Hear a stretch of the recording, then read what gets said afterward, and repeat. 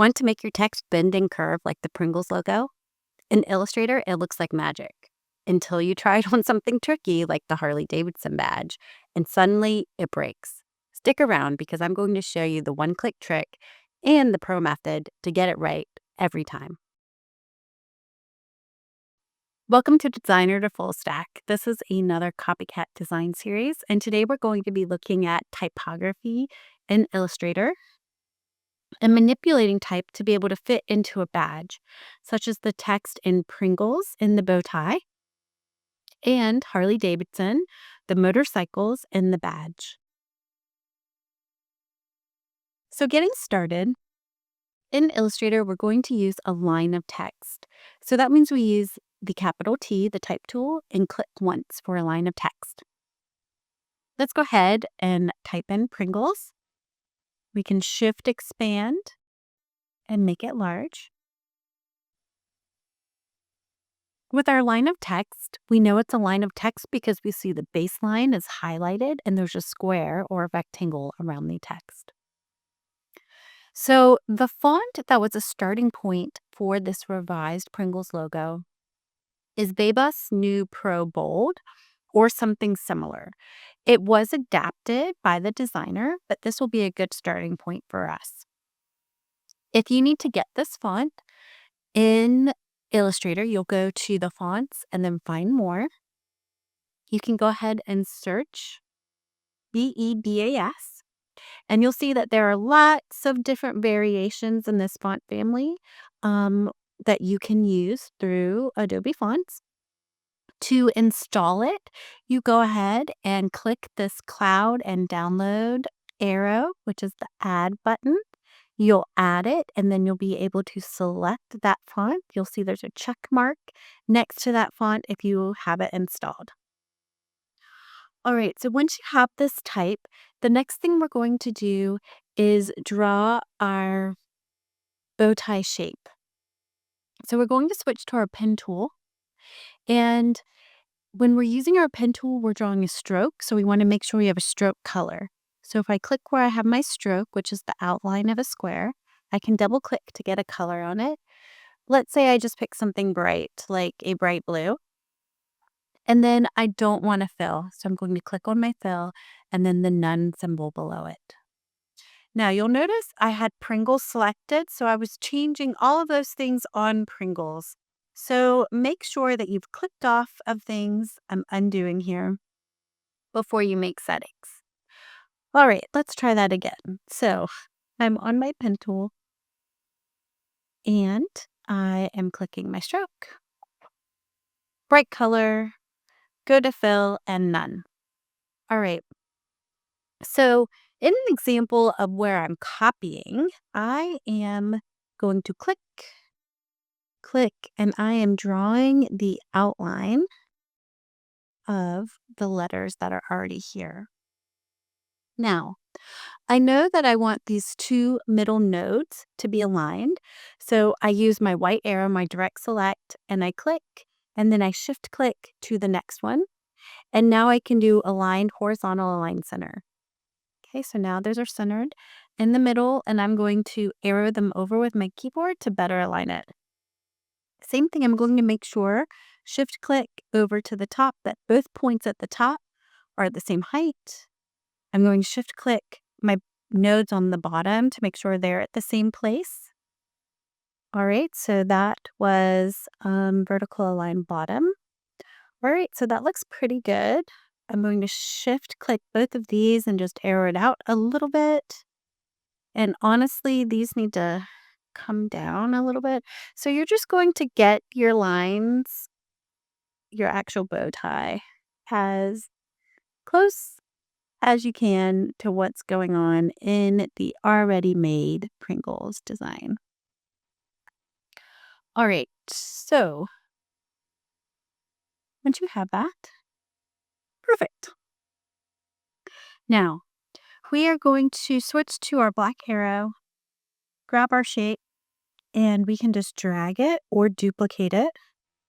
I'm duplicating by holding Alt Option and set it into place on the right side, which is our design for practice. All right, here's the next important step. So when you have type and you're trying to put it into a shape, we're going to use a tool in Illustrator where it requires that the shape is on top. So if I look at my layers and if I click on this shape, I can see that this shape is actually on top and my text is below. But if I wasn't sure, I could easily say Object Arrange, Bring to Front, and then I would know it's on top. This is going to feel like magic. With both the shape and the text selected, I go to Object, Envelope Distort, Make with Top Object.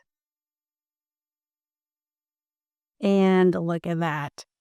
So now I can actually grab my text. It's still text. So if I wanted to change a letter, I could. Okay. So I'm going to have it selected.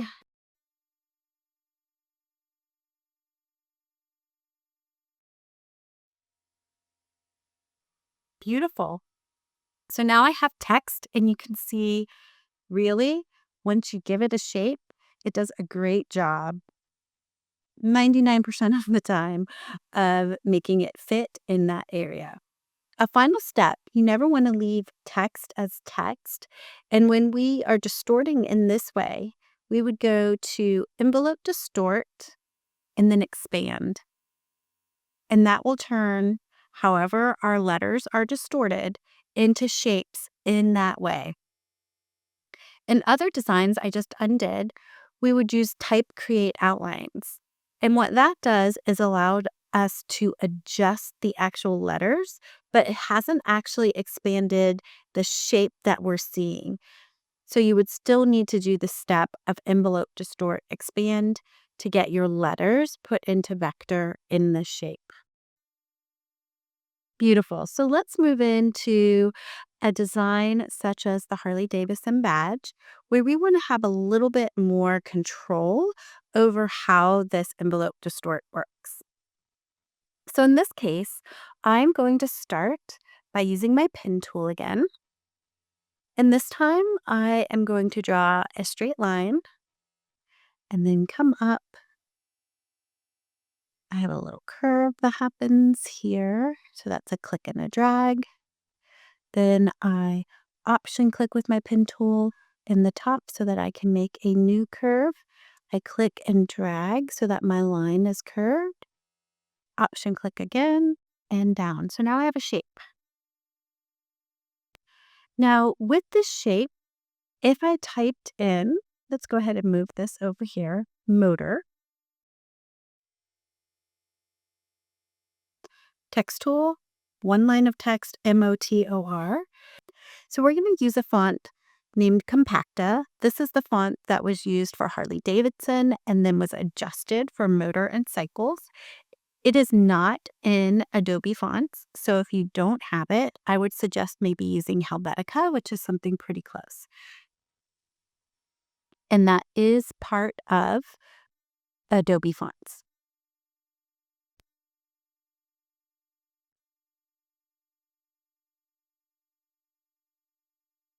All right, just scale from the corner to get it pretty large.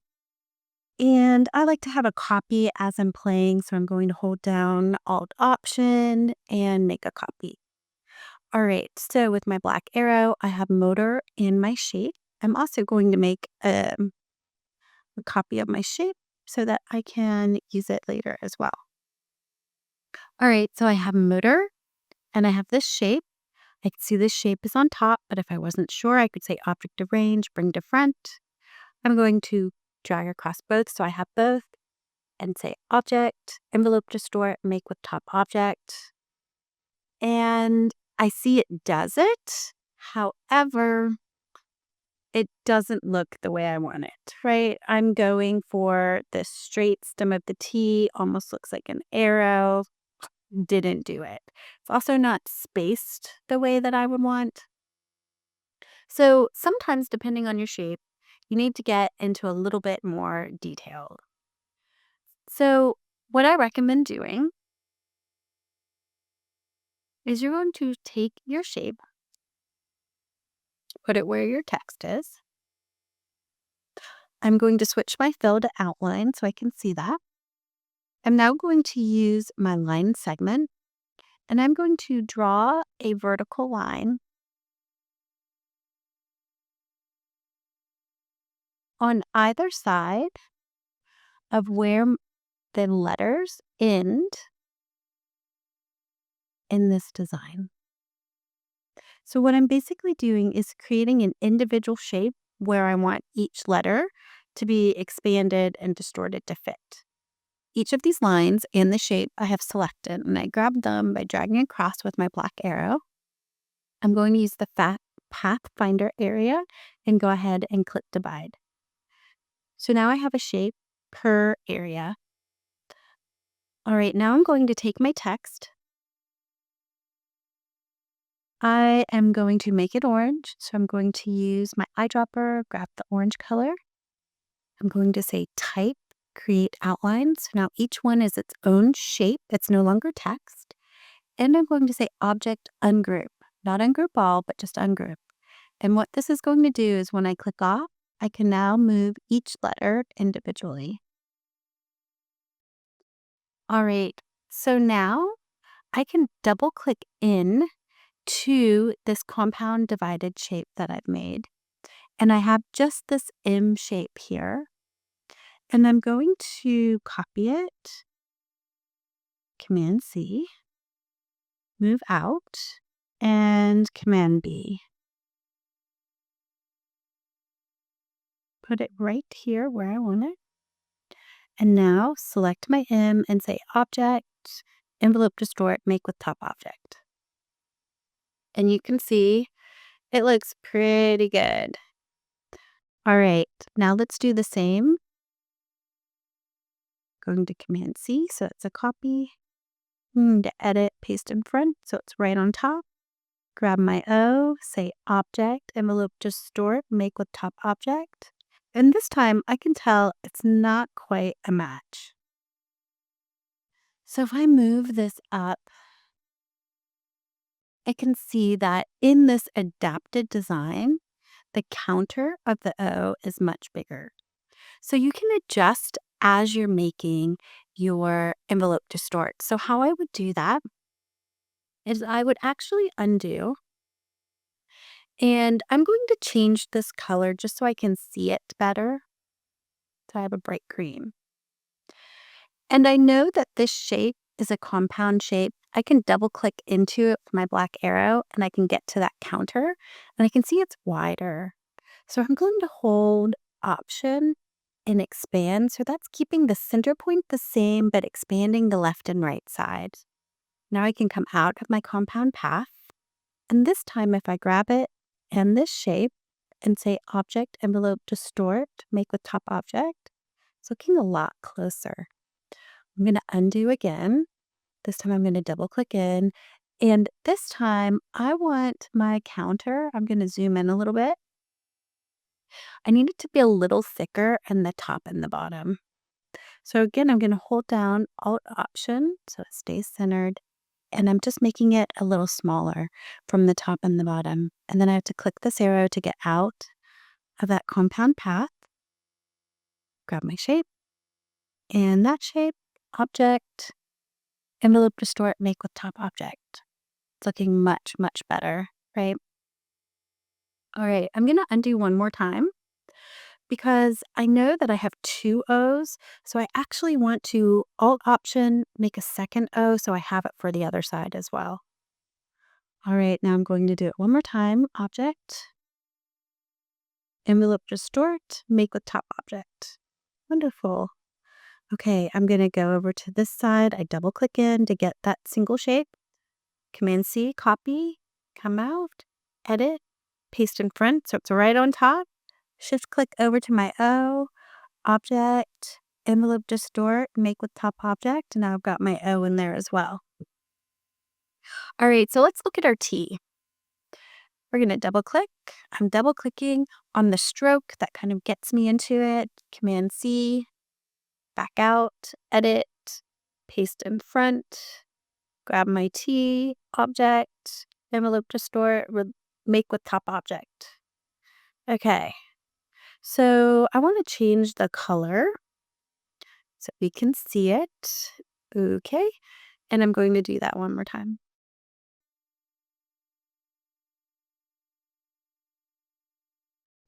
All right, so you can see it's like wide. It's not quite the shape we want.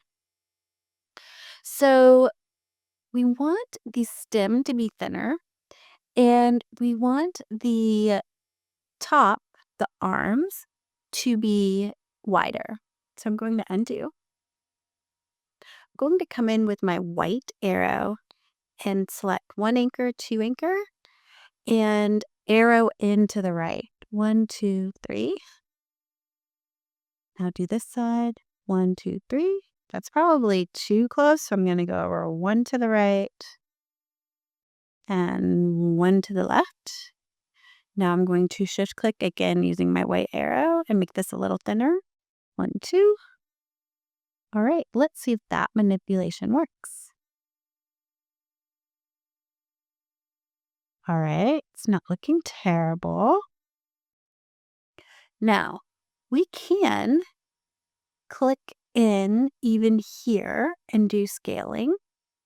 We can also adjust from here because it is a shape.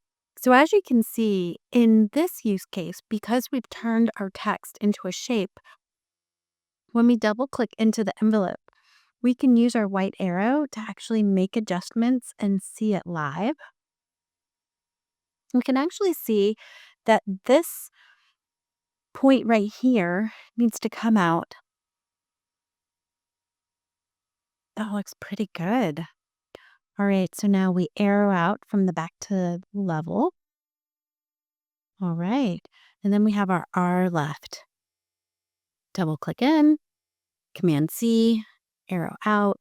I'm going to change the color so I can see what's going on. All right, we're going to grab here, object. So it looks pretty distorted, right? Let's go ahead and double click in with the black arrow. Grab this left leg, shorten it up some. We're going to need to make this counter be wider. So as you start to play with it, I realize sometimes it's easier to adjust the letters before I put them in. So I'm still going to grab a bright color. I can double click into this counter. I see it's going to want me to have it expanded quite a bit. And I want to grab with my white arrow the anchors here. So that's kind of over there.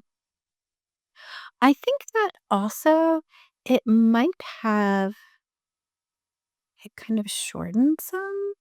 So let's see what that looks like. I'm going to arrow out, grab our letter, grab our shape.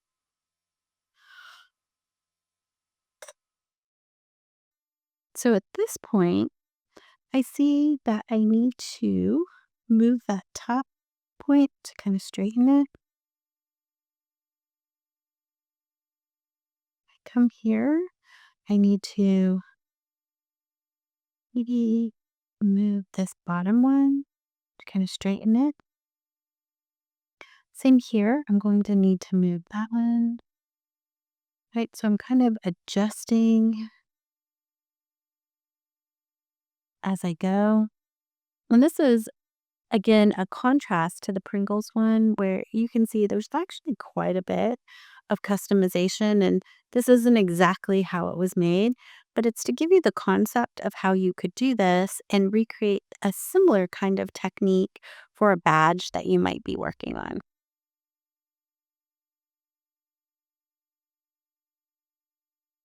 So I'm using my white arrow, shift clicking so that I can get multiple points. That's actually pretty good. I need to bring that point down.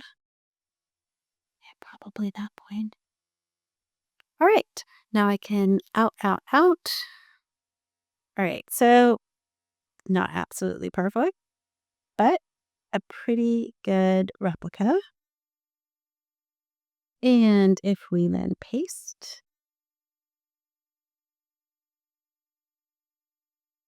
all right, so as I look at this key, I'm thinking I want a little bit more space so I have a gap between my T and my O's. So what I would need to do is go ahead and release my envelope so I can see my shape. And in this case, I actually want to bring in my left and right just a little bit.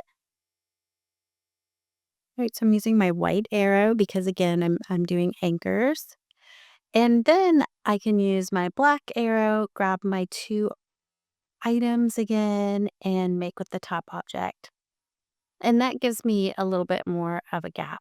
All right. So remember, as a final step on any logo, as you're working with text, when you're done, you would do an object expand so that you have just text that allows you to change colors and adjust anchor points. That is the essence of how you could use the envelope distort to either distort letter by letter to replicate or create your own designs, or something like the Pringles logo, where it really is just one shape, one envelope distort, and the letters are pretty well aligned. All right, so I hope this tutorial helped provide you a technique that you could use in your future designs for manipulating text to fit a badge or another shape. Thanks for watching this CopyCat video. I'd love to hear from you. Drop a comment about what you liked, what I can improve, or what topics you'd like me to cover next. Or, if you'd rather, take a moment to reflect and share this simple thought. What brought you joy today? Until next time, have a great day and happy designing.